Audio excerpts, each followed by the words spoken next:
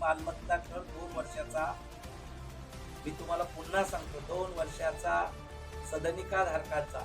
तुम्ही उद्या म्हणाल की बांधकाम व्यावसायिक असतील किंवा कारखानदार, मला त्याच्याशी घेणं देणं नाही.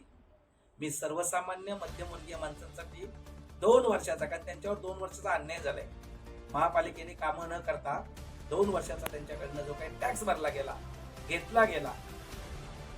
विरोधी पक्षाची सत्ता होती, उद्धव साहेबांच्या हातात तेव्हा त्यांनी केलं नाही. ज्यांची सत्ता आली त्यावेळी यांनी केलं. हे सगळे एका मालेतील मणी आहेत. मला जर महाविकास आघाडीने दिलं तर मी महाविकास आघाडीलाही सांगेन की आपली चूक सुधारून आपण 2 वर्षाचं देऊया. मला जर दुसऱ्या कोणी तिकीट दिलं तर कसं करेल. सगळ्यांकडे विनंती करणार आहे. मी माध्यमांसमोर बोलते अशातला भाग नाही.